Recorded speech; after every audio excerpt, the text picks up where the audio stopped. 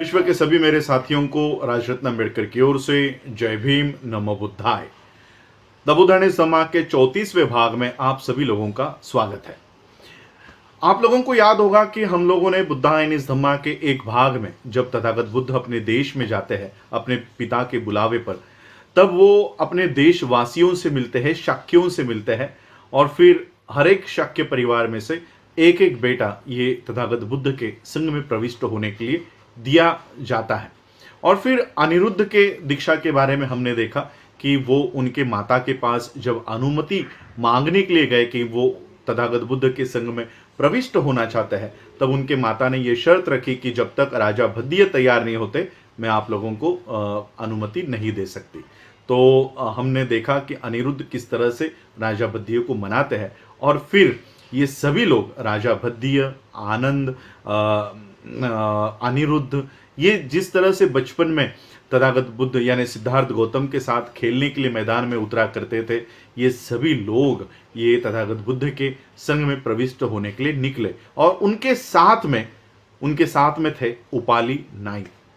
और फिर ये सभी लोग जब एक उनका जिला उन्होंने चेंज किया, आगे बढ़ते हुए गए, तथागत बुद्ध के राजगृह की ओर बढ़ते जा रहे थे। अपना जिला बदलने के बाद उन्होंने उपाली को सारे गहने दे दिए कि हे भले उपाली, तुमने हमारी बहुत सेवा की है, ये सारे गहने, ये सारे आभूषण तुम अपनी जीविका के लिए ये सारे आभूषण अपने पास रखो और इसके ऊपर गुजारा करो, और अब तुम शाक्य देश में कपिलवस्तु में लौट जाओ। ये यहाँ तक हमने वो पाठ देखा था और मैंने आपको बताया था कि उपाली के साथ क्या होता है ये हम आगे देखेंगे। आज वो घड़ी आ गई है कि उपाली के साथ क्या होता है। ये सारा आभूषण लेकर उपाली कपिलवस्तु की ओर निकल पड़ा।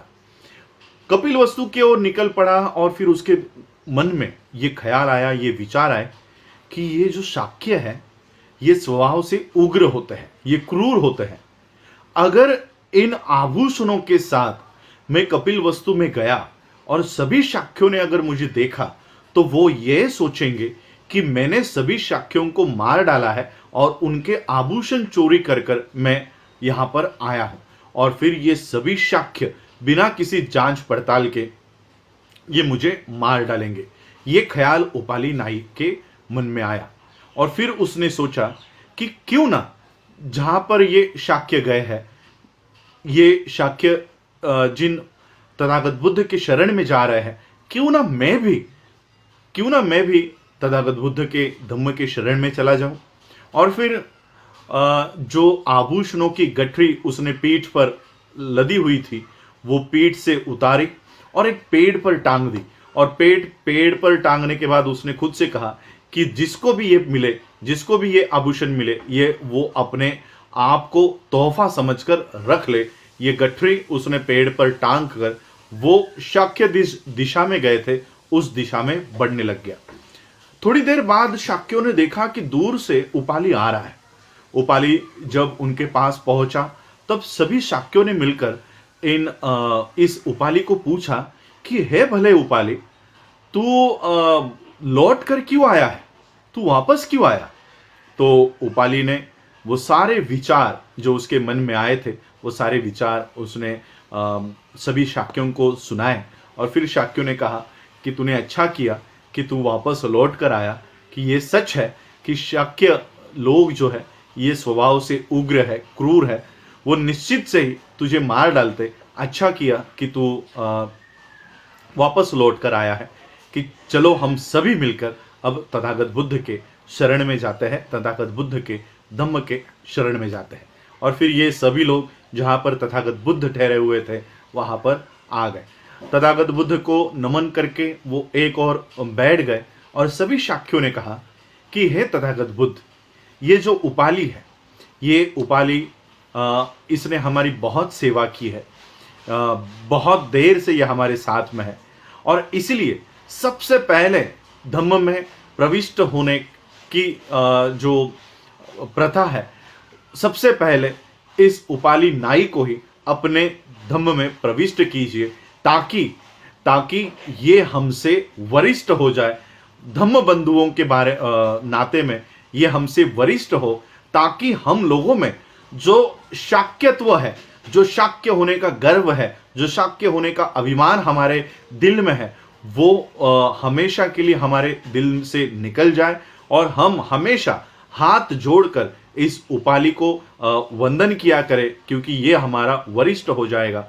और फिर तथागत बुद्ध ने सबसे पहले उपाली नाई को अपने धम्म में प्रविष्ट किया और उसके बाद सभी शाक्यों को धम्म में प्रविष्ट किया। इस तरह से उपाली नाई के साथ साथ सभी शाक्य ये तथागत बुद्ध के धम्म में प्रविष्ट हो गए। उसके बाद राजगृह में सुनीत नाम का एक मेहतर रहा करता था। मेहतर आप लोग वो जानते हो मेहतर क्या होता है। तो ये मेहतर राजगृह में रहा करता था। इसका पीढ़ीजात व्यवसाय था कि रास्तों पर का कूड़ा कचरा उठाना, रास्ते साफ करना, यही उसका पीढ़ीजात व्यवसाय हुआ करता था। एक दिन सुबह सुबह जब तथागत बुद्ध ये चारिका करने के लिए उठे, उन्होंने चीवर धारण किया, हाथ में भिक्षा पात्र लिया और राजगृह के रास्तों के ऊपर वो निकल पड़े। सभी अपने भिक्षु संघ के साथ जब तथागत बुद्ध ये राजगृह के रास्तों पर चल रहे थे, ये सुनीत नाम का मेहतर ये उस समय रास्ता साफ कर रहा था, सभी कूड़ा करकट उठा रहा था, वो उठाकर एक गाड़ी में, हथगाड़ी में रख रहा था, ये सारा काम कर रहा था।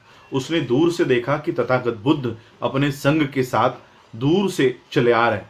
पहले तो उसके मन में आनंद निर्माण हुआ, उसको खुशी हुई कि वो तथागत बुद्ध को देख रहा है, लेकिन उसके बाद उसके दिल में डर महसूस हुआ कि अब वो तथागत बुद्ध से कैसे छुप सकेगा। रास्तों के ऊपर छुपने के लिए कोई जगह नहीं थी। और फिर वो अपनी हथगाड़ी खींचते हुए रास्ते के एक किनारे पर लाकर उसने रख दी और खुद रास्ते के किनारे पर एक दीवार से चिपक कर खड़ा हो गया और दोनों हाथ जोड़कर वो रास्ते के किनारे पर चिपक कर खड़ा हुआ। जब तथागत बुद्ध वहां से गुजर रहे थे, तथागत बुद्ध ने इस सुनीत को देखा और अपने मधुर वाणी में तथागत बुद्ध ने कहा कि हे सुनीत, ये ऐसे दरिद्रपूर्वक ये जो काम है, ये काम करके क्या फायदा होने वाला है, तुम्हारा क्या कल्याण होने वाला है। तुम गृह त्याग करके तुम मेरे संग में प्रविष्ट क्यों नहीं हो जाते। और फिर उस सुनीत को लगा कि जिस संघ में तथागत बुद्ध है, उस संघ में, इस जीवन में अगर मुझे जाने का मौका मिलता है तो मैं वो जरूर जाऊंगा। और फिर सुनीत ने तथागत बुद्ध से कहा कि मैं आपके संघ में प्रवर्जित होने के लिए तैयार हूं। और फिर तथागत बुद्ध ने सुनीत की, भले वो कौन से जाति का है, निम्न जाति का है, कौन से जाति का है, ये बिना देखे हुए, उसको बिना कोई तवज्जो दिए हुए तथागत बुद्ध ने सुनीत को आओ भिक्खु अहम भिक्खुवे ये कहकर उसको अपने संघ में प्रविष्ट किया, उसको उपसंपदा दी, चीवर दिया, भिक्षा पात्र दिया और फिर उसको विहार लेकर गए और धम्म की सारे सिद्धांतों को उसको समझाया, उसको बताया कि इंसान को अगर पवित्र जीवन जीना है तो उसको खुद के ऊपर नियंत्रण हासिल करना और खुद के ऊपर प्रभुत्व प्राप्त करना, इससे ही एक इंसान एक पवित्र जीवन को जी सकता है। तथागत बुद्ध को जब पूछा गया कि सुनीत ये निचले जाति का होने के बावजूद इतना महान कैसे बन गया, तब तथागत बुद्ध ने कहा कि जिस तरह से कूड़े करकट पर भी कभी कभी कमल पुष्प खिल जाता है, उग जाता है, उसी तरह से इस अंधकार से भरे हुए इस विश्व में कभी कभी बुद्ध पुत्र भी जन्म ले लेते हैं। तथागत बुद्ध ने इस तरह से अपने जवाब वहां पर दिए। उसके बाद तथागत बुद्ध ये जब श्रावस्ती में थे, श्रावस्ती में जब तथागत बुद्ध थे, तब श्रावस्ती में सोपाक नाम का एक निचले जाति का व्यक्ति रहा करता था, लड़का रहा करता था। इस सोपाक की जन्म कहानी ऐसी थी कि ये जब सोपाक अपने माँ के गर्भ में था, तब उसकी माँ मूर्छित होकर यानी बेहोश होकर पड़ गई थी, बेहोश हो गई थी, तब उनके परिवार के लोगों को लगा, उनके पति को लगा कि शायद उनकी पत्नी यानी सोपाक की माता ये मर गई है। और फिर उसको कब्रिस्तान में लेकर गए और उसको जलाने ही वाले थे कि उतने में बहुत बड़ी बारिश शुरू हो गई, तूफान आ गया और वो जिस चिता के ऊपर उसको लेटाया गया था वो चिता जल ही नहीं पाई। और फिर उसी अवस्था में ये सब परिवार के लोग उस माता को छोड़कर वहां से चले गए। सोपाक की माता उस समय मरी हुई नहीं थी, वो जिंदा थी। और फिर सोपाक को जन्म देने के बाद उसके बाद वो मर गई। उस कब्रिस्तान का एक चौकीदार हुआ करता था। उस चौकीदार ने देखा कि सोपाक के माता ने उसको जन्म देकर सोपाक की माता मर गई है। फिर उस सोपाक को उस चौकीदार ने गोद ले लिया और उस चौकीदार का जो बेटा था सुप्पिय के साथ इसको बड़ा किया। जब सोपाक 7 साल का हो गया और वहां से तब तथागत बुद्ध कब्रिस्तान के यहां से गुजर रहे थे, तब ये सोपाक तथागत बुद्ध के यहां पर गया और तथागत बुद्ध से कहा कि हे तथागत, मैं आपके संग में प्रविष्ट होना चाहता हूं, क्या आप मुझे आपके संग में लेंगे? तब तथागत बुद्ध ने कहा कि पहले अपने पिता की अनुमति लेकर आओ। और फिर सोपाक अपने पिता को यानी सुप्पिय के पिता को लेकर आए और सुप्पिय के पिता ने सोपाक को तथागत बुद्ध के संग में प्रविष्ट होने की अनुमति दे दी। तो इस तरह से सोपाक को तथागत बुद्ध ने अपने संग में लिया। उसकी कौन सी जाति है, किनसे कौन से निम्न स्तर से वो आया है, इसके बावजूद भी तथागत बुद्ध ने सोपाक को अपने संग में लिया, उनके सिद्धांतों को समझा कर बताया। तथागत बुद्ध ने अपना धम्म सोपाक को समझाया और फिर सोपाक के जो साथी थे सुप्पिय को भी सोपाक ने ये सारी बातें समझाई। और ये सोपाक आगे चलकर थेर इस उपाधि पर वो जाकर पहुंचा और उसने थेर ये पद हासिल किया। सुप्पिय को भी इसने धम्म के सिद्धांतों को सिखाया और सुप्पिय ने भी ये इच्छा व्यक्त की कि वो भी तथागत बुद्ध के संग में प्रविष्ट होना चाहता है। और ये सुप्पिय जो एक चौकीदार का बेटा था, सोपाक ये सुप्पिय से भी निचली जाति का था, लेकिन सोपाक ये सुप्पिय का गुरु था और वही सुप्पिय ये तथागत बुद्ध के संग में प्रविष्ट हुआ और ये सुप्पिय भी आगे चलकर भिक्खु बन गया। इस तरह से सोपाक और सुप्पिय की धम्म दीक्षा हुई। उसके बाद श्रावस्ती में एक किसान रहा करता था जिसका नाम था सुमंगल। ये खेतों में काम किया करता था, अपने औजारों से हल से खेत जोता करता था और उसी के ऊपर गुजारा किया करता था। तो ये सुमंगल। उसके बाद चन्ना हम लोगों ने देखा शुरुआत में ही, जब तथागत बुद्ध यानी सिद्धार्थ गौतम प्रविष्ट होने के लिए प्रवर्जा लेने के लिए निकले, तब चन्न उनका सारथी ये था। तो ये चन्न कपिल वस्तु में राजा शुद्धोधन का नौकर था। तो ये चन्न। उसके बाद राजगृह का एक निवासी जिसका नाम था धनिया। उसके बाद कपटकुरा ये नाम ऐसे पड़ा था। ये कपटकुरा जो था ये बदन पर कपड़ों के चिथड़े लगाकर घुमा करता था और हाथ में भिक्षा पात्र लेकर ये चावल की भिक्षा मांगा करता था, इसलिए इसका नाम पड़ा था कपटकुरा। कपट यानी चिथड़े और कुरा यानी चावल के दाने। तो चिथड़े पहनकर चावल के दानों की भीख मांगने वाला ये कपटकुरा। और उसके बाद ये सारे लोग मिलकर कपटकुरा और सभी लोग ये तथागत बुद्ध के पास गए और तथागत बुद्ध को उन्होंने विनती की कि वो तथागत बुद्ध के संग में प्रविष्ट होना चाहते हैं। और तथागत बुद्ध ने इनकी किसी भी तरह के जाति वर्ण, किसी भी तरह के इस निम्न स्तर की स्थिति को देखे बिना तथागत बुद्ध ने इनको अपने संग में प्रविष्ट किया।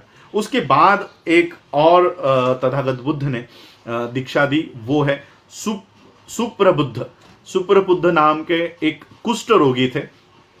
जब तथागत बुद्ध ये राजगृह में वेलुवन में रहा करते थे और गिलहरी को खिलाने के लिए, दाना देने के लिए जो मैदान हुआ करता था, वहां पर तथागत बुद्ध अपना प्रवचन दे रहे थे। तो ये कुष्ठ रोगी सुप्रबुद्ध को लगा कि सभी लोग वहां पर इकट्ठा हुए हैं तो कुछ खाने पीने की चीजें वहां पर बांटी जा रही होगी।